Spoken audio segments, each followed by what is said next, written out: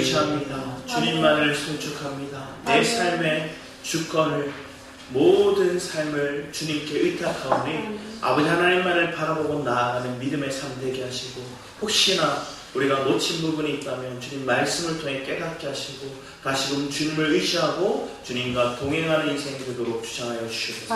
감사드리고 주 예수 그리스도의 이름으로 기도했습니다. 아멘. 이제 우리 함께 보실 말씀 시편입니다. 시편 115편 1절에서 3절 말씀입니다.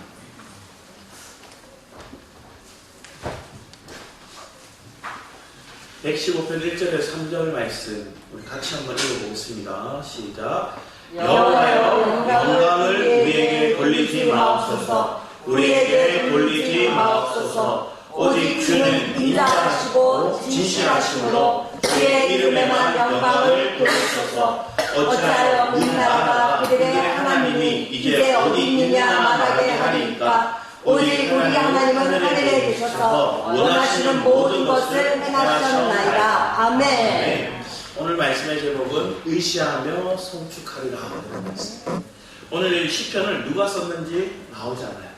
그런데 많은 학자들이 이 말씀을 보고 또 연구하다 보니 뭐라 얘기하냐면 히스기야가 이걸 썼을 것이라 얘기합니다. 히스기야는 어떤 왕이죠? 우리가 잘 알고 있는 믿음의 왕이었죠. 그가 저기 전쟁 가운데 사네립이, 아수르의 사네립이 공격해와요.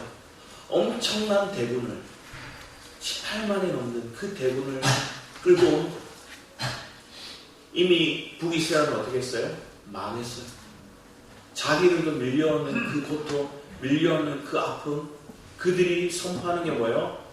너희들 하나님 없어. 하나님 의지하지 마. 너희 왕이 의지하는 그 하나님 가짜야. 우리 왕이 참신이야. 우리가 섬기는 신이 참신이라서 지금까지 너희들 이 땅까지 오면서 많은 나라들, 많은 민족들의 신들을 우리가 무찔렀고, 심지어 너희들의 북이스라엘 같은 민족, 한 민족이라고 얘기하면 같은 신을 섬기는 그 북이스라엘까지 망하지 않는다.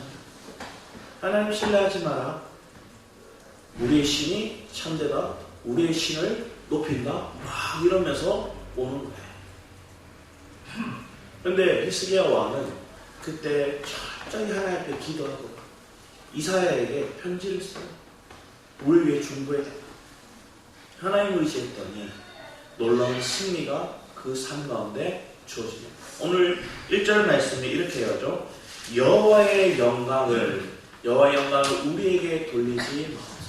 우리에게 돌리지 마옵소서. 반복해서 얘기하는 거예요. 진짜 하나님, 내가 영광받는 삶이 아닙니다. 이 땅에 살고 있는 사람이 영광받아서는 안 됩니다. 저 아수르가 좀 잘 나가고 뛰어나고 저들이 스스로 높이고 영광을 받으려고 하는 거 가짜입니다. 심지어 나조차도 하나님, 내가 승리를 거뒀다 하더라도 나는 무지한 자요, 나는 무능력한 자요, 나는 온전한 자가 아닙니다. 내게 능력이 있어서 이 영광을 받을 수 있음이 아니라 철저히 하나님이 영광 받으셔서 높여드립니다. 주는 인자하심, 주님의 햇살, 하나님의 그 인애와 그 인자하심이 우리의 삶 가운데 부어졌고, 그분은 진실하심으로 주의 이름으로 영광을. 여러분의 삶 가운데 이런 믿음의 선포가 있기를 축복합니다. 네. 그러기 위해서 우리를 점검해야 될 것들이 무엇이냐면, 내 안에 우상숭배예요. 내 안에 나도 모르게 많은 우상숭배를 합니다. 사람들은 오늘날 우상숭배하지 마십시오 얘기를 하면 이렇게 생각합니다. 첫 번째 인식이 뭐예요? 우상숭배하면 옛날에 과거에 성경에 나왔던 인물들, 성경에 나왔던 민족들의 우상숭배를 생각해서 바알과 아세라 상당히 어떤 큰 신상을 만들고요, 큰 어떤 그들이 섬기는 신전을 만들어서 그 앞에 절하지 않으면 된다 생각하니까 우리는 스스로 나는 그들과 달리 우상숭배하지 않습니다 이렇게 생각해요. 아실까요? 틀릴까요? 틀렸죠. 왜? 오늘날 더 심각한 우상숭배의 모습이 우리 안에 왔어요. 보이는 어떤 그 신전과 신상들, 아직도 남아있죠? 시골 같은 데 오면 장승 같은 거 있잖아요. 절에 가면 그런 무섭게 하는 그런 신상들이 있어요. 그런데 실제적으로 오늘 예수를 믿고 내가 믿음 안에 살아간다는 우리의 삶 속에 나도 모르게 우상숭배하는 것들이다. 우리 먼저 이 말씀을 보기 전에 출애굽기 말씀을 보면 합니다. 출애굽기 20장 4절에서 6절 말씀을 같이 한번 읽어볼까요? 출애굽기 20장입니다. 출애굽기 20장 4절에서 6절 찾으신 줄 알고 한번 우리 십계명이라서 외우신 분도 있을 거예요. 그렇지만 여러분들의 하나하나 원어 성경을 바르게 읽기 위해서 같이 보면 읽도록 하겠습니다. 4절에서 6절 같이 읽겠습니다. 시작. 너를 위하여 새긴 우상을 만들지 말고 또 위로 하늘에 있는 것이나 아래로 땅에 있는 것이나 땅 아래 물속에 있는 것에 어떤 형상도 만들지 말며 그것들에게 절하지 말며 그것들을 섬기지 말라. 나 내 하나님 여호와는 질투하시는 하나님인즉 나를 미워하는 자의 죄를 갚되 아버지로부터 아들에게 3~4대까지 이르게 하거니와 나를 사랑하고 내 계명을 지키는 자에게는 천대까지 은혜를 베푸리라. 여러분 삶 속에 죄로 인해서 심판이 3~4대까지 이르기를 원하십니까? 여러분 삶 가운데 은혜가 천대까지 이르기를 원하십니까? 은혜가 천대까지. 할렐루야. 천대까지 이르시는 은혜를 우리는 누리기 위해 이 자리에 나왔어요. 근데 그 은혜를 내가 잘해서 이루는 게 아니죠. 사실 이 십계명 하나님 주셨지만 지킬 수 있을까요? 없어요. 십계명의 말씀을 지킬 수 있는 자가 없는 거예요. 이스라엘 백성들이 광야를 쭉 나와서 시내산에 이르렀을 때 모세가 하나님의 어떤 시간을 받기 위해서 산에 올랐죠. 산에 오르고 난 다음에 그 땅에 거하고 있는 많은 백성들이 우리를 애굽에서 인도해냈던 모세가 어디 갔느냐? 왜 없어? 안 보여? 이렇게 얘기하다가 그들은 우리를 위해서 금신상을 만들라, 금송아지를 만들라 얘기해요. 아론은 못 참고 급박하게 그걸 이루는 거예요. 오늘 시대가 이래요. 뭘 얘기하냐면 어떤 종교를 촉구하고자 하는 거예요. 종교를 촉구한다는 거예요. 끝을 맺으려 하는 거예요. 뭔가 답을 내려고 하는 거예요.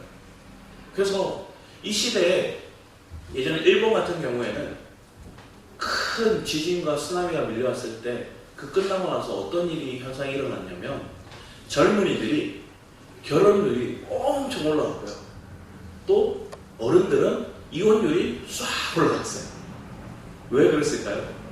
내게 뭔가 급박한 위기가 딱 오니까 내가 해결할 수 없는 그 심판과 문제가 내게 딱 부딪히니까 그들은 자기 인생에 뭔가 결정을 끝을 내려고 하는 거예요. 모호한 것들을 남겨놓으려고 하지 않고 뭔가 결정을 내려고 해서 그냥 지금 누구 만나고 있다? 아 빨리 결혼하자. 누구 만나고 있지 않다? 빨리 누구를 만나서 결혼해야 돼. 그런 선택 속에서 뭐 할까요? 오류가 많거든요. 그리고 이혼도 그런 거예요. 아, 이 사람 살다가 힘드니까 아, 안 되겠다. 뭔가 끝을 맺어야 되겠다. 이혼 도장 팡 찍어요.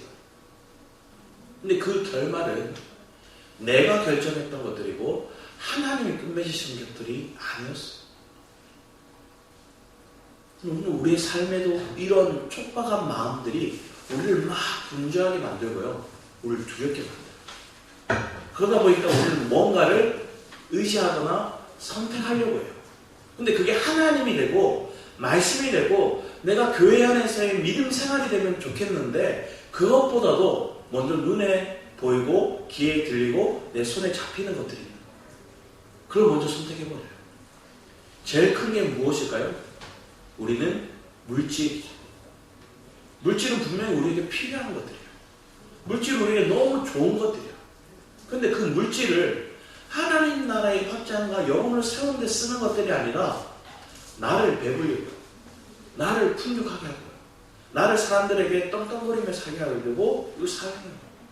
명예도 마찬가지예요. 명예를 내가 이걸 얻고자 막 다퉈요.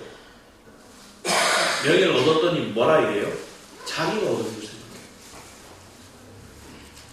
투표하기 전에는 뭐 버스 정류장이고 지하철이고 90도로 막 홀드해가 나는데 끝나고 나면 안 그렇잖아요. 변하지 않는 사람도 분명히 있겠지만 많은 이들이 자기가 이제 권력을 가졌다 생각하면 그때부터 봉장. 그리고 우리의 어떤 하나님 주셨던 부부를 관계를 맺게 해서 성을 주셨는데 이 성도 뭘 만들어요? 자기의 우상숭배하는 중독에 빠지는 것들로 바뀌어요. 하나님 우리에게 성을 주신 이유는 뭘까요?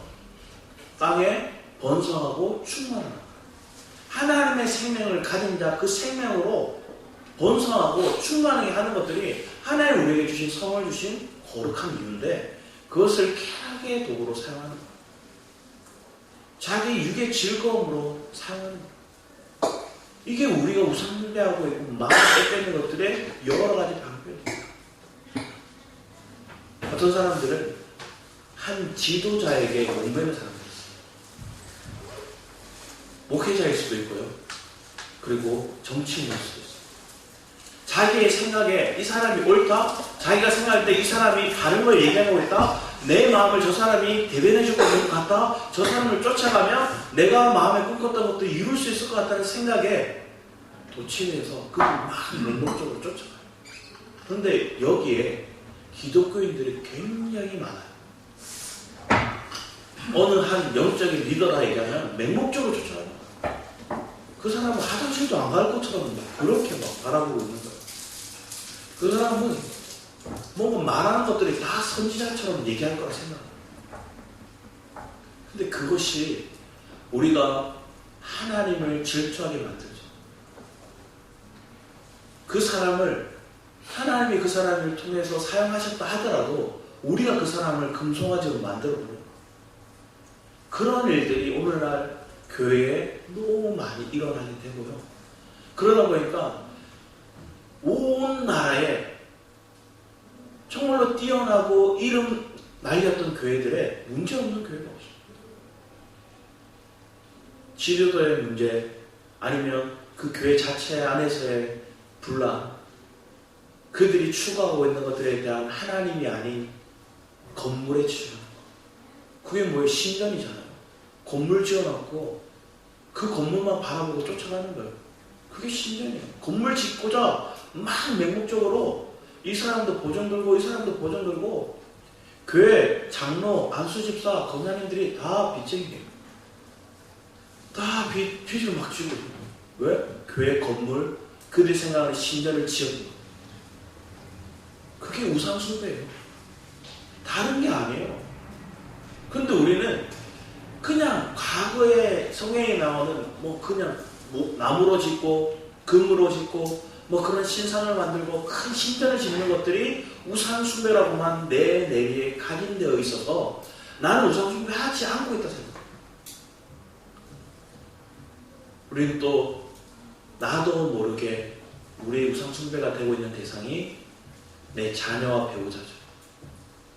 그들을 사랑해야 되는 게 마땅한데 하나님을 사랑하고 하나님의 뜻하심보다 더 앞서서 사랑합니다. 그러니까 하나님이 주라 하지 않았는데 내가 불쌍하게 생각해서 주고요. 내가 치근히 여겨가지고 용서해줘요. 그들의 삶 가운데 용서해야 될 것들 내가 용서하지 못하고 하나님이 용서해야 되고 하나님 앞에 그들이 나가서 용서를 구할 것들이 있는데 내가 앞서서 그들을 용서하고요. 내가 앞서서 그들을 베풀어주고요. 내가 앞서서 그들의 삶을 열어주려고 해요. 그러면 하나님이 그들의 인생의 길이 되시고 빛이 되셔야 되는데 내가 앞서는 거예요. 그러면 그 자녀가 나도 모르는 내 삶의 우상이 됩니다. 그때 우리는 하나님 앞에 엎드려요. 그리고 철저히 내가 왜 이렇게 됐는가를 보게 되면 내가 영적인 침체를 경험했기에 그런 설득을 하는 거예요. 왜 여러분들이 우상숭배를 하게 되느냐? 내가 나도 모르게 하나님보다 더 사랑하고 더 시간을 썼고 더 물질을 그곳에 붓고 있는 것들이 무엇인가를 봤더니 내 마음속에 내 중심 속에 영적인 침체가 나도 모르게 왔다는 거예요. 영적인 침체에 크게 두 가지 얘기가 뭐냐면 미래에 대한 불확실한 두려움 때문에 미래에 대한 두려움이 내게 엄습해오는 거예요. 막 지금 하루하루 살고 있어요. 그런데 하나님 은혜로 살고 있을 때는 어떤 마음이 돼요? 하나님 감사합니다. 못 살 것 같은데 살게 해주셨네. 지난 시간을 보니 하나님 어떻게 살았는지 모르겠어요. 하나님 감사합니다. 하나님 은혜입니다. 이렇게 고백하면 미래에 대한 불확실에 대한 두려움이 내게 안 와요. 오더라도 그만 말씀을 쫓아내버려요. 그런데 나도 모르게 은혜에서 떨어지면 미래에 대한 불확실에 대한 두려움이 막 몰려와서 어떻게 먹고 살지, 10년 후 내가 어떻게 살지, 당장 하루도 내가 살지 못 살지를 우리는 판단을 못하는데 우리는 10년 뒤를 걱정하고요, 20년 뒤, 30년 뒤를 두려워하고 있는 거예요. 그러니까 이건 뭐예요? 저주를, 사망을, 지옥을 끌어다 쓰고 있는 인생. 그러면 그 인생 가운데 공허함이 너무 커져서 뭔가라도 붙잡아야 될 것 같고 뭔가를 채워야 될 것 같으니까 우상숭배기로 가버리는 거예요. 두 번째 영적인 침체의 길에 가는 것들이 뭐냐? 오늘 현실 속에 일어나고 있는 풍랑이 너무 무서운 거예요. 여러분 삶 속에 지금 일어나고 있는 현상 속에 있는 문제와 풍랑이 내 마음을 조바심 가지게 만듭니다. 이것이 우리를 영적 침체에 빠지게 만드는 과정입니다. 그러면 여러분은 여기서 현실을 벗어날 수 있는 인생, 미래를 소망으로 바꿀 수 있는 인생은 뭐예요? 내 속의 기억이, 우리 주중에 말씀드렸죠? 내 안에 무엇을 기억하고 있냐는 거예요. 내 안에 무엇을 새기는 거예요. 내 신비에, 내 마음에 뭘 새기고 살아가고 있냐는 거예요. 하나님과의 그 은혜 안의 삶을 내가 기억하고 새기고 있는 자와, 그리고 전적인 하나님의 도우심이 있었기에 살 수 있음을 고백하는 에베네셀의 하나님을 기억하는 인생과, 하나님 오늘 살게 하는 것들이 내가 잘났고 내가 뛰어났고 내가 운이 좋았고 이렇게 생각하는 인생들입니다. 그러면 그들은 어떻게 살아갈까요? 자기를 높이고 자기를 기념하는 거예요. 그래서 기억의 왜곡이 생겨요. 기억의 왜곡이 뭘까요? 하나님 은혜로 살아온 것들을 잊어버려요. 그리고 그 기억의 왜곡 속에서는 하나님 내게 아픈 것만 주신 게 아니라 소망을 꿈꾸게 하셨고요. 오늘 이 현실의 문제를 통해서 재해석이 일어나는 거예요. 아, 이 고난을 통해서 내 내면이 그리스도로 짜여져 갖고 그리스도의 인격이 무엇인지, 내가 추구해야 될 것들이 무엇인지를 분명히 보게 되는 눈 뜨는 상황들을 주셨음에 대한 감사가 있다는 거예요. 근데 그걸 잊어버려요. 소중함을 잊어버려요. 그래서 안 좋은 것만 생각하는 거예요. 나쁜 것만 기억하는 거예요. 그래서 배우자를 볼 때도 그렇게 나쁜 것만 생각이 나더라고요. 자녀를 볼 때도 얼마나 행복했어요. 그 아이를 키울 때. 많은 이들이 얘기하잖아요. 이미 그 아이가 3, 4살 때 평생을 부모에게 부모가 그들에게 공급할 걸 다 공급해줬다는 거예요. 왜? 웃게 해줬고, 그 아이로 인해서 기뻐했고, 그 아이를 통해서 감격했고, 내 내면에 그것들이 이미 있었는데 그건 다 잊어버리고 지금 말 안 듣는 거예요. 이놈의 새끼 말 안 듣지. 우리 제일 많이 하는 말들 중에 나는 안 그랬다, 니 같은 게 어떻게 너한지 모르겠다, 뭐 이렇게 얘기하는 부모들이 있어요. 나는 안 그랬다, 니는 누구 닮은 거야? 나는 안 그랬고 니는 안 그랬다면 누구 닮은 거예요? 저 자기 배우자겠죠. 남편이든 아내겠든 그 사람 닮았겠죠. 그러면 돌려서 배우자를 깐 거죠. 한편에서는. 그러면서 자녀에 대해 저주를 퍼부는 거예요. 우리의 마음이 속상할 수 있어요. 말 안 듣는 것 때문에 답답할 수 있어요. 늘 언제나 행복하고 늘 언제나 자녀를 소망이 넘치는 그런 삶이 우리에게 왜 그것이 있으면 좋겠지만 그게 잊어버리더라고요.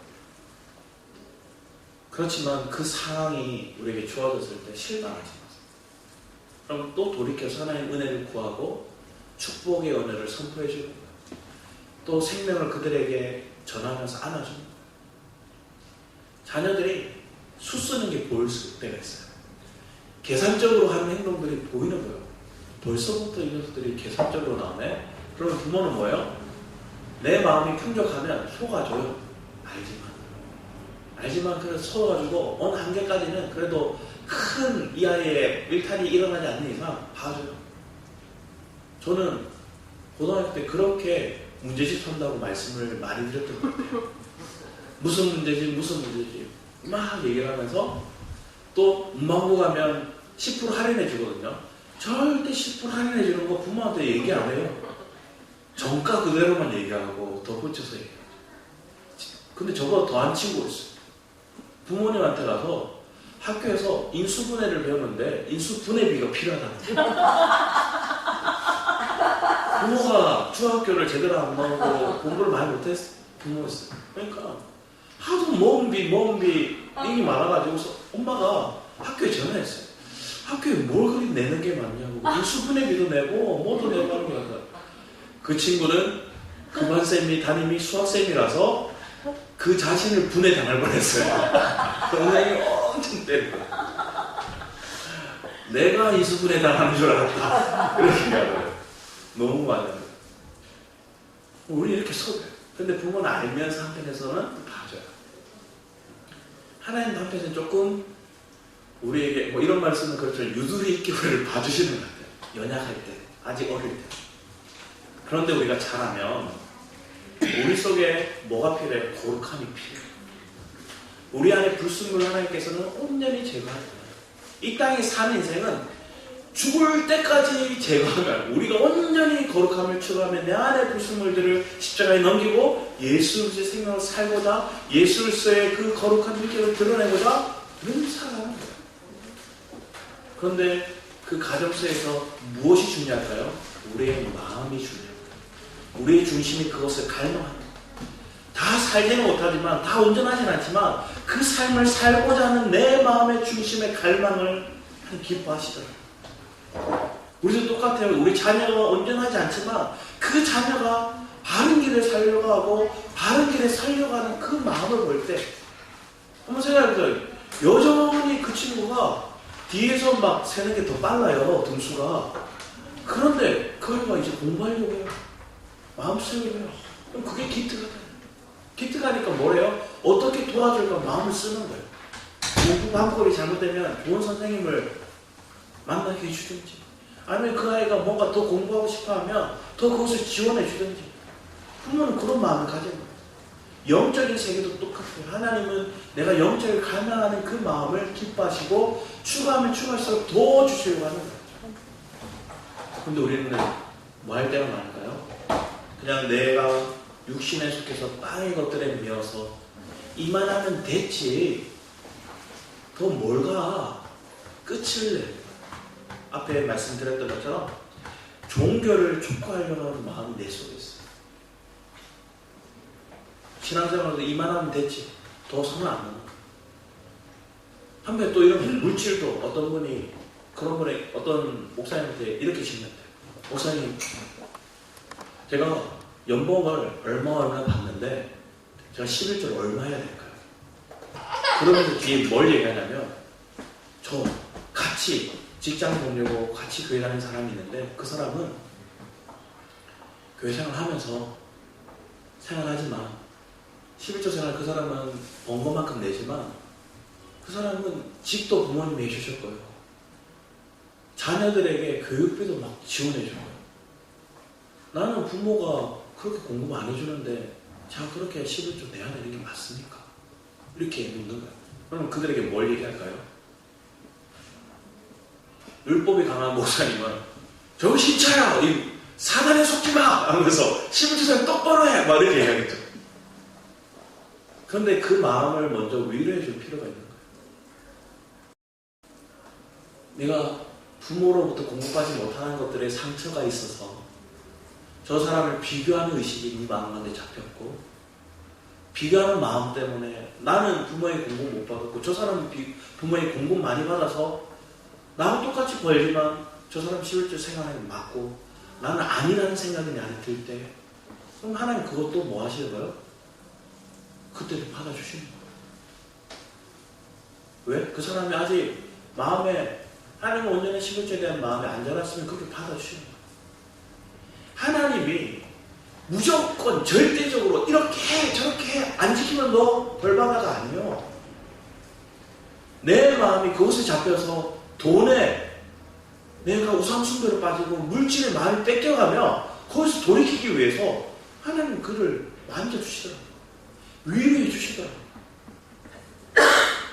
여러분 이제는 동일하게 하나님의 위로를 받고 하나님의 회복을 경험하면서 주님 앞에 잘하면 내가 내 속에 있는 우상숭배를 제거해 가더라고요. 그런 사람들은 헌금하지 말라고 헌금하고요. 봉사하지 말라고 해도 봉사해요. 예전에 마산에서 한 청년이 그랬어요. 내가 임용을 준비하고 공부하느라 너무 많은 시간을 목사님 뺏겼어요. 일주일 내내 공부한다고 바빴고요. 그런데 제 마음 안에 은혜가 있어서 주말은 그래도 토요일 말씀대로 청년님 예배 왔고요. 주일에는 열심히 봉사하고 헌신했어요. 근데 그때 회복이 일어나고 또 공부했던 거예요. 그런데 직장이 탁 됐어요. 하나님의 은혜로 교사가 됐습니다. 이렇게 얘기를 했는데 학교 일이 너무 많은 거예요. 너무 바빠요. 그러니까 이런 얘기를 하더라고요. 목사님, 제 시간이 없는 것 같아요. 제가 학교에서 일주일 내내 봉사하고 돈 벌고 애들 가르치고 잡무도 많은데 교회 와서까지 봉사해야 됩니까? 이렇게 얘기합니다.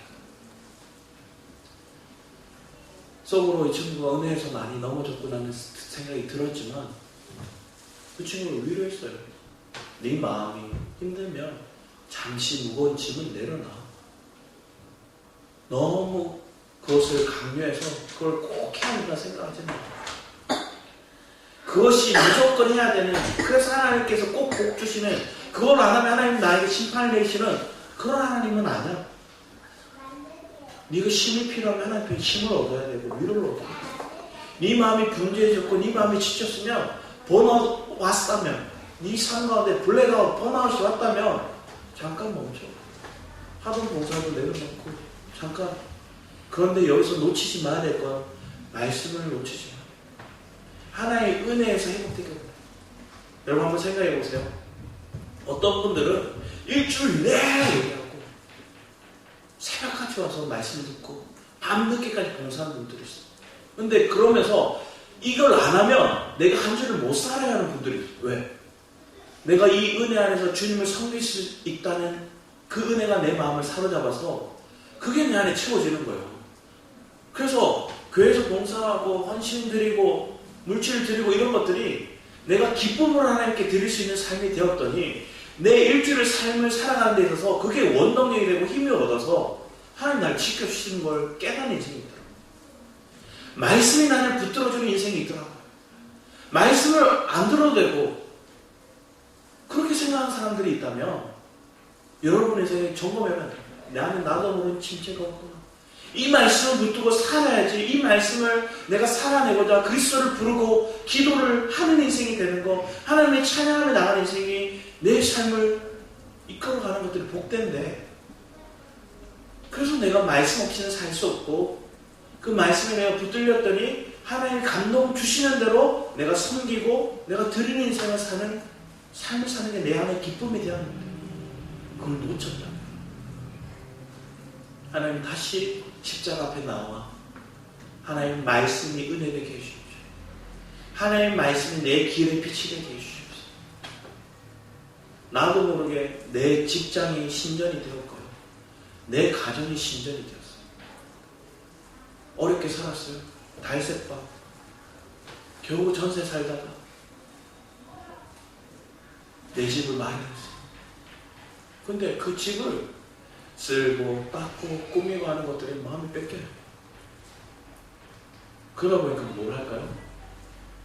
내 집 치울 시간인데 교회 치울 생각은 없어요. 그러면서 내 마음이 하나님 앞에 하나님 믿습니다 고백하거든요. 그래서 어떤 이는 그래요. 저도 우리 한편에 그런 게 있었어요. 어릴 때 부모님이 옷을 사주는데 시장걸 많이 사주시는 거예요. 그러니까 친구들은 중학교 딱 되니까 다 메이커를 입고 다니는데 나는 나도 모르게 나도 저거 사고 싶다는 생각이 제 안에 있었어요. 그러니까 부모님이 사준 거 잘 안 입고 또 신발을 사줬는데 신양도 사주신 거예요. 그러니까 제가 신발 어떻게 신을까요? 엄청 끌고 다니고 막 질질 끌고 다니고 꾸게 신고 막 한 번에 신는 거예요. 그런데 제가 그런 마음이 있다는 거, 상처가 됐다는 걸 엄마가 아시는 것 같아요. 그래서 엄마가 하루는 땡땡 매장 있잖아요. 거기 가더니 거기서 제일 비싼 거 사주시는 거예요. 중학교 때인데 그때 15만이 넘는 신발을 이렇게 사주셨어요. 지금으로 따지면 뭐 더 비싼 거. 그걸 신고 학교 갔더니 친구들이 우와 이러는 거예요. 그러니까 제 마음이 어떨까요? 뭔가 어깨 힘이 막 들어가요. 그때부터 메이크 아니면 안 찍게 됐어요. 그런데 이제 사역자로서 이제 오고 신학생이 되고 하니까 그럼 못 사시잖아요. 누가 사주면 감사합니다. 싫어요. 근데 하루는 제가 학교에서 지원받는 게 있어가지고 매달 학교에서 80만 원씩 이렇게 지원했어요. 근로장학금을 해가지고 근로장학금인데 뭘 쓰냐면 교회에서 찬양 인도했습니다. 교회에서 기도회 인도했습니다. 이거저거 하면 학교에서 국가에서 장학금을 이렇게 줬어요. 그래서 제일 풍족한 3학년 생활을 지낼 때였어요. 그래서 3학년 때 풍족했어요. 그런데 그때 이렇게 저를 위해서 돈을 이렇게 모았어요. 나를 위해서 내 생일이 갖고 와서 이제 이번에 좋은 신발 한번 사줘야 되겠다. 나에게 투자해야 되겠다. 이런 마음을 갖고 돈을 이렇게 모았는데 2019년도 12월 달이었어요. 12월 달에 목사님이 저에게 이렇게 중국에 거기에 가게 해주셨어요. 거기 같이 가자고 말씀하시는 거예요. 목사님이 저하고 둘이 갔어요. 갔는데 지갑에 돈을 놔두고 왔어야 되는데 다 들고 온 거예요. 이걸 두고 왔어야 되는데 왜 내가 들고 왔을까? 돈도 불안해. 그런데 말씀을 듣고 은혜를 받고 또 그런데 엄청 추웠거든요. 추운데 이불이 이만해요. 엄청 두꺼워요. 막 깔고 나면 숨 쉬기가 힘들어요. 무거워요. 춥다 그러면 이 이만한 하나 더 주는 거예요. 그런데 저는 이렇게 전기장판을 이렇게 깔아주고 그 아이들은 그 학교 아이들은 추운데 막 그걸 자는 거예요. 그 애들이 제가 새벽 기도 때 목사님 말씀 전하려고 말씀 전했거든요. 말씀 전할 때 눈이 막 초롱초롱해요. 저는 말씀 드렸잖아요. 저 말씀 한마디 딱 한국말로 전하고 옆에서 조선족이 중국말로 하면 그 사이에 제가 다음 걸 까먹어버려요. 근데 무슨 은혜가 있겠어요. 그런데 얘네들이 은혜를 받아요. 내가 이게 죽을 줘도 이걸 기꺼이 먹겠다는 갈급함이 있으니까 막 사마음이 듣는 거예요. 그러면 말씀 전화 끝나고 왔더니 애들이 제 손을 막 양손을 잡으면서 싱콜라 수고하셨습니다 하면서 막 이렇게 그리고 그 사정을 막 듣는데 마음이 막 메우는 거예요. 그래서 지갑에 있는 돈 이렇게 다 뺐어요. 그리고 목사님 이렇게 혹시나 그럴까봐 이만큼 뺐거든요. 이만큼 빼가지고 목사님 이렇게 숙소에 두고 왔어요. 목사님 이거 왜 선교사님 드렸으면 좋겠다. 드리고 왔는데 목사님도 다 끄집어내고 주고 오신 거예요. 제가 있는 거 목사님도 다 주고 저도 다 주고 공항에 왔는데 목말라서 물 하나 못 사먹고 그러고 있었어요. 그래가지고 둘 다 이렇게 뭐 사먹지도 못하고 빈털털 그러고 앉아서 있다가 돌아오는데 마음이 평온해가 컸어요. 여러분 삶에는 어떤 사람을 생각해보세요. 나도 모르게 나를 꾸미고 나를 치사하는 거. 여기서 보면 이 사람들이 섬겼던 이 시대 때 섬겼던 신 중에 바알과 아스다롯이 있어요. 그런데 이 아스다롯이 나중에 보면 뭐로 바뀌냐면 아프로디테, 미의 여신을 섬기는 것으로 바뀌거든요. 근데 이 미의 여신을 섬기는 것들이 과거에 신전을 짓고 아름다운 그 상을 만들었고 거기 엎드리는 것만이 우상숭배가 아니라 오늘날은 뭐에 바뀌었어요? 엄청난 다이어트를 하고요. 엄청난 미를 추구하기 위해 성형을 하고요. 자기를 치장하고 꾸미는데 지금 우리가 살아가고 있어요. 무엇을 입을까 막 지금 집에 옷이 없어서 옷 사러 가는 게 아니에요. 시대에 뒤떨어진다 생각하고 손에 안 잡힌다. 아, 저 옷은 손에 안 잡히니 새 옷을 사러 가는 거예요. 깨끗하게 옷 입고 새 옷을 사는 것도 필요해요. 어떤 때는. 그런데 이게 내 인생의 초점이 바뀌어서 매일 패션 잡지를 보고 위를 추구하고 또 누군가에게 성형을 하고 보톡스를 맞고 막 이런 것들만 듣고 그거에 잡혀서 사람이. 한 친구가 어릴 때 뚱뚱하고 못생겼다는 얘기를 많이 들었어요. 그러니까 이 친구의 마음이 그게 상처예요. 크니까 뭐예요? 거식증이 걸릴 만큼 다이어트. 뭘 먹으면 손가락을 막 집어넣는. 그게 뭘까요? 우리가 귀신에 잡혀있는 우상숭배하는 모습. 오늘날의 우상숭배는 다른 게 아니라 이런 것들에 우리가 매여서 살아가는 거예요. 그러니까 더 극렬하게 우상숭배에 매여 살아가는 게 이 시대예요. 게임 중독에 빠져고요. 쾌락에 빠지고 말로 이루 말할 수 없는 것들이 많아요. 모든 것들이 우상숭배가 될 수 있는 시대가 이 시대입니다. 지금 각 나라들은 뭘 할까요? 전쟁이 계속 일어나고 있잖아요. 러시아의 전쟁도 있고 지금 이스라엘과 이란과의 전쟁 뭘 얘기해요? 핵폭탄을 쏠지 말지 뭐 이런 얘기까지 나와요. 점점 이런 전쟁에 대한 그런 압박감이 올 때는 나라들이 뭐랄까요? 군사력을 막 써요. 국가 재정에 많은 것들을 군사력에 투자해요. 무기를 만들기 시작해요. 무기를 어떻게든 사려고 해요. 자기들이 못 만들면 최신 무기들을 막 만들어서 갖추려고 해요. 어느 나라가 뭘 막았더라, 어느 나라가 미사일 엄청 강하더라, 갖고 싶어한 마음이 각 나라 사람들이 있는 거예요. 그것도 하나님 우리를 지켜주시고 보호하신다는 믿음의 삶이 없다면 우리는 어떻게 살아요? 유일한 분단국가 이 나라가 제일 전쟁의 위협 가운데 있지 않습니까? 그런데 이 시대를 살아가는 우리의 마음 가운데 우리는 뭘 추구하거든요? 거짓 평안에 잡혀있다면 그것도 잘못된 거고요. 두려움에 잡혀있는 것도 그것도 잘못된 거예요. 그럼 내 신앙이 하나님을 의지하고 하나님을 붙드는 신앙으로 바뀌는 그게 우리에게 필요한 거예요. 그러면서 누군가 어떤 지도자가 어떤 영적인 리더가 뭐라 말했다 그걸 맹목적으로 쫓아가는 인생이 아니라 내 속에서 하나님 지금 뭘 원하시고 내 속에 하나님 어떤 인생을 살기 원하시는가를 우리가 아는 인생이 거거든요. 우리 시편 말씀 볼까요? 우리 같이 한번 읽어보겠습니다. 시작. 사람들이 종일 나더러 하는 말이 내 하나님이 어디 있느냐 하니 내 눈물이 주야로 내 음식이 되었도다.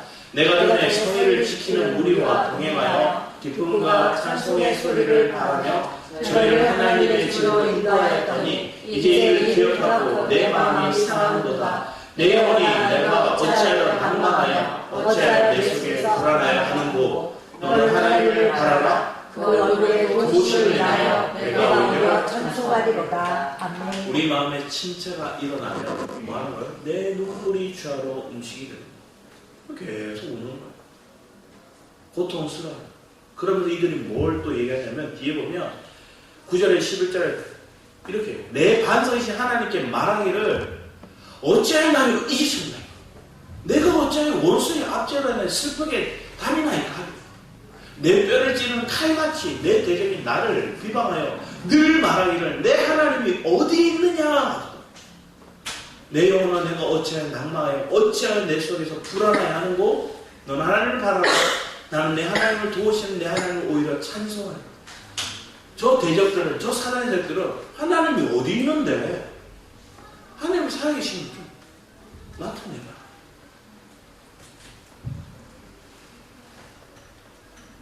우리가 내 인생이 잘 안 보이면 하나님이 안 살아계신다 얘기하는 그런 사람들이 많아요. 그런데 한번 생각해보면 지난날의 그 과거 어릴 때부터 내가 취업해서 나 스스로 돈을 벌기 전까지 인생을 보면 누군가의 공급과 보호가 없이는 못 살았어요. 어떤 아이들은 부모님이 이혼하고 부모님이 돈을 못 벌어서 공급이 안 돼요. 그러면 교회에서 그들을 먹이고 그들을 데리고 여행도 가고 그들을 데리고 하는 인성교육도 해주고 이게 있었어요.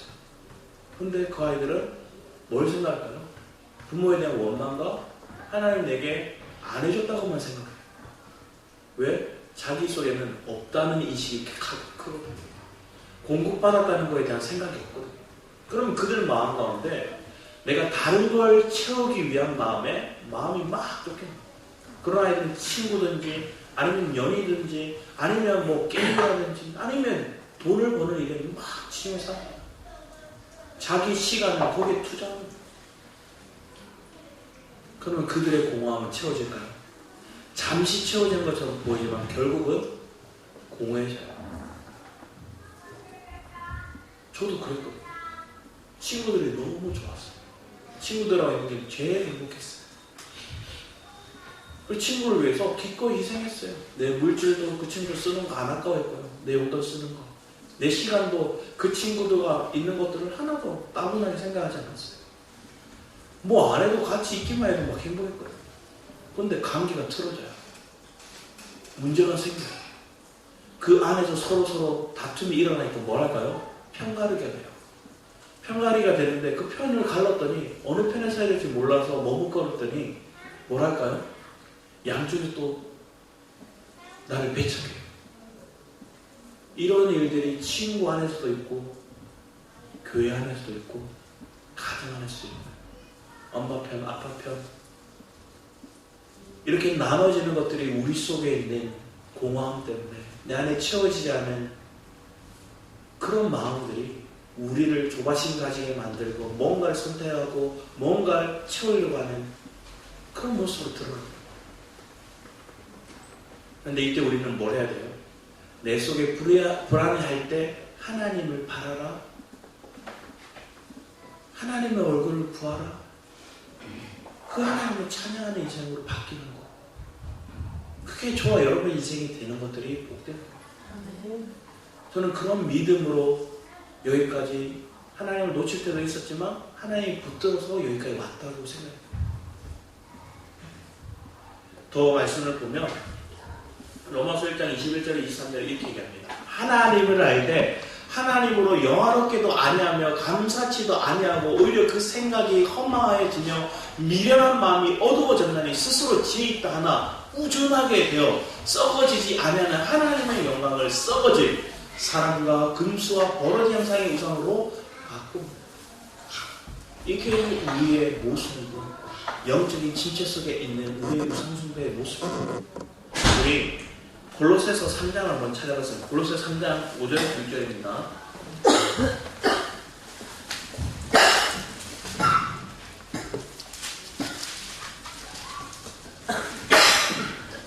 골로새 3장 5절에서 6절은 여러분이 한번 읽어주셨으면 합니다. 골로새서 3장 5절에서 6절 한 목소리로 여러분 읽어주시기 바랍니다. 시작. 그러므로 땅에 있는 지체를 죽이라. 곧 음란과 부정과 사욕과 악한 정욕과 탐심이니 탐심은 우상 숭배니라. 이것들로 말미암아 하나님의 진노가 임하니라. 이 시대를 한번 또 생각해보세요. 이 시대에 사람들을 정할 때 연봉, 몸값을 하지. 저 사람은 연봉이 얼마인가? 저 사람 몸값이 얼마인가? 그러려면 그 사람이 뭘 얘기해요? 스펙을 얘기해요. 어떤 학교를 나왔고 뭘 이루었고 어떤 상을 받았고 그 스펙과 그 연봉과 몸값에 사람을 다 그냥 저울질하는 거예요. 그러면 여기서 낮은 사람들 굉장히 많아요. 그러면 그런 인생을 내가 살다 보면 위축이 되기도 해요. 왜? 세상에 내가 살다 보면 연봉이 얼마니 스펙이 뭐니 따지다 보면 거기에 내가 내세울 만한 게 없는 거예요. 그러면 그걸 요구하는 그 세상 가운데 내가 지금 살다 보니까 나는 뭐예요? 또 위축해. 그러다 보니 내 안에 저 스펙을 쌓아야 되겠다. 연봉을 올려야 되겠다. 내 몸값을 높여야 되겠다. 이거에 사람들이 지금 청년들이 막 매여 살아요. 그러다 보니까 그들의 마음은 하나님을 찾을 만한 시간이 필요 없어요.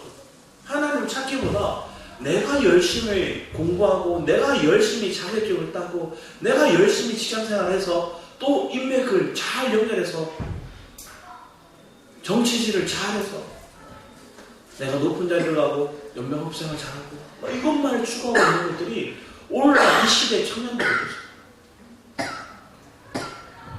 그러다 보니 그들은 마음의 여유가 없어요. 하나님을 안 찾아도 되는 거예요. 왜? 저 돈이 나를 만족해 준다 생각. 탐심이 내 마음을 막 사고. 여기서 얘기하지 않습니까? 우리 속에 있는 땅에 있는 지체를 죽이라. 음란, 부정, 사욕, 악한 정욕, 탐심. 이게 모두 탐심에서부터 시작되고 이것을 우상숭배라고 얘기합니다. 우리 안에 우상숭배를 제거하지 않으면 여러분 영적인 침체가 깊어질 수밖에 없어요. 그런데 하나님이 우리의 이런 모습을 아시고 다가오십니다. 기꺼이 다가오셔서 우리의 약속의 말씀을 기억나도록 이끌어 가십니다. 하나님 내게 베푸신 은혜가 무엇인지를 내 삶 속에 기억나게끔 하며 이끌어 가십니다. 그런데 그게 많이 기억하고 그것을 많이 새길 수 있는 시간이 언제냐? 우리의 모임을 통해서 예배와 함께 교제와 하나님의 신앙에 대한 그런 은혜를 나누는 시간들이 많이 있어요. 또 더 나아가서 내가 이 마음을 가지고 나가서 전하는 거예요. 내가 전하다 보면 다시 생각하고 다시 기억하는 거예요. 여러분이 언제 계속 기억하는 거예요? 반복할 때. 반복하는 거예요. 내 은혜의 삶을 반복해서 기억하는 거예요. 근데 그 반복된 그 삶을 그냥 하나님이 나를 사랑하셔서 내가 선택받은 사람이라서 하나님 나에게만 이걸 주셨어 라는 게 아니라 너도 하나님 택함 받았는데 그 은혜를 너도 받기 원해.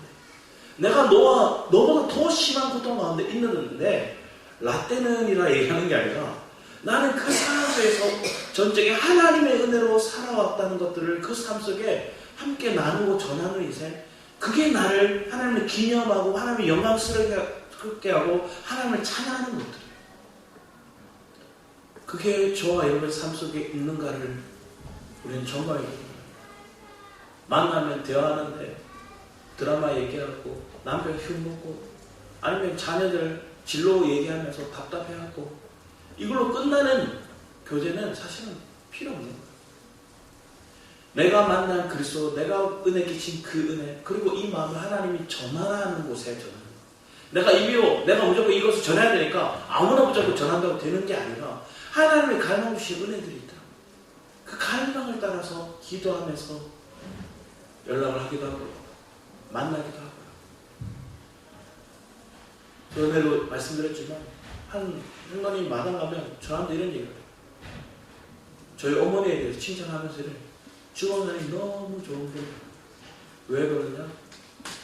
병원에 입원해 있을 때 입맛 그런데 항상 음식을 해다가 가져와 주면 형편도 어려운 거 아는데 마음을 음식을 만들어서 이걸 전해줄 때 거기에 마음이 담겨있는 음식에 마음이 담겨있는 게 느껴지니까 감사하게 돼요. 여러분이 잘하는 것들이 있어요. 여러분이 잘 섬길 수 있는 것들이 있어요. 하나님 그것을 활용하게 해주세요. 또 내가 못한다 생각하는 그런 고정관념이 매여 있는 것도 있어요. 근데 그걸 뛰어넘어서 내가 마음을 쓰면 또 하는 것들로 바뀌게 돼요. 그러면 주는 자도 하나님 훈련하시는 거고 받는 자도 하나님 생명을 공급하는 거예요. 이런 놀라운 은혜 안에서 우리가 주님 안에 연합되어 가고 그러다 보면 우리는 뭘 하느냐. 우리 본문 마지막 말씀에 오면 이렇게 적혀있어요.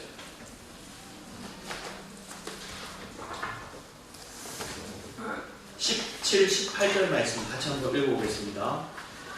우리 시편 115편 17, 18절입니다. 같이 한번 읽겠습니다. 시편 115편 17, 18절 같이 읽겠습니다. 시작. 죽은 자들은 여호와를 찬양하지 못하나니 정박한 대로 내려가는 자들은 아무도 찬양하지 못하리로다. 우리는 이제부터 영원까지 여호와를 송축하리로다. 할렐루야. 여러분 죽은 자입니까? 산 자입니까? 산자는 찬양해요. 누가 산자냐? 11절 말씀에 여호와를 경외하는 자들은 자들아 너희는 여호와를 의시하여 그는 너희의 도움이시오 너희의 방패시로다. 아멘. 하나님의 보호하심과 하나님의 공급하심을 하나님을 의시할 때 그것을 누리는 자는 상자가 돼요. 내 속에 그리스도의 생명이 부족합니다. 주님, 내가 무엇이 부족한지를 알고 주 앞에 구하여서 그리스도의 생명을 얻고자 구하는 자, 그것을 의시하는 자, 상자로 여러분의 입술에 하나님을 찬양하고 하나님을 영광스럽게 하는 고백들이 넘쳐날 거예요. 그냥 찬양의 곡조를 부르는 것도 찬양이지만 여러분의 삶 속에 하나님의 도우심과 하나님이 기념할 수 있는 그 은혜를 나누는 것도 찬양이에요. 주님을 송축하고 주님을 찬양하는, 하나님을 의시할 때 그 하나님을 송축하고 찬양할 수 있는 산자의 삶이 우리 엘베의 성도의 삶이 될 줄 믿습니다. 기도하도록 하겠습니다.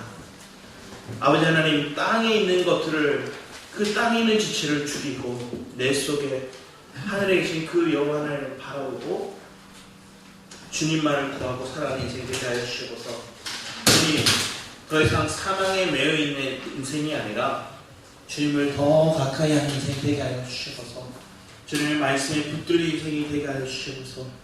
하나님, 두려워하는 인생이 아니라 주님을 바라보고 주의 은혜 가운데 거하는 복된 은혜가 우리 안에 넘치게 하여 주시옵소서. 감사하게 여기고 주 예수 그리스도의 이름으로 기도드렸습니다. 아멘. 우리 보소서 주님, 우리 찬양하러 갈 텐데 두 곡을 제가 연결하려고 했는데 코드를 잘못 뽑았어요. 그래서 따로 듣도록 하겠습니다.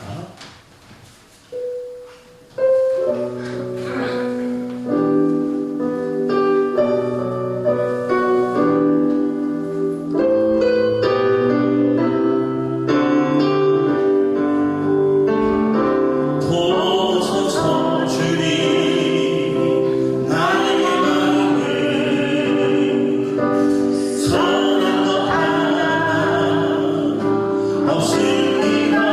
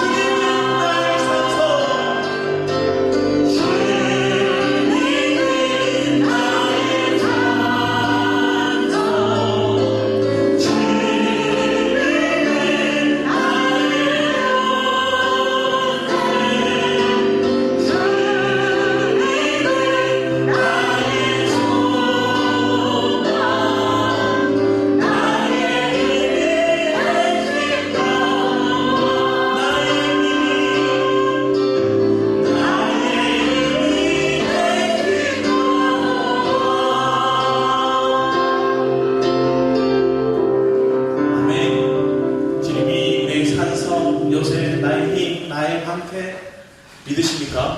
네. 아멘. 제가 어제 조금 욕심을 부리는 게 있었어요. 그게 뭐냐? 아이들하고 같이 밥을 먹었거든요. 그래서 아이들이 밖에 어디 갔다가 돈가스가 먹고 싶다고 돈가스 먹으러 갔어요. 갔는데 거기 리뷰 이벤트가 있더라고요. 그래서 아빠가 리뷰 이벤트 할 테니까 너희들 먹어 하고 있는 동안 애들이 싹 다 먹었더라고요. 엄청 많이 먹었어요. 그래서 다 먹은 거 좀 남았어요. 그래서 먹다 보니까 이거 제 마음에 어떤 마음이 들까요? 이거 먹어서 배 안 부르겠는데?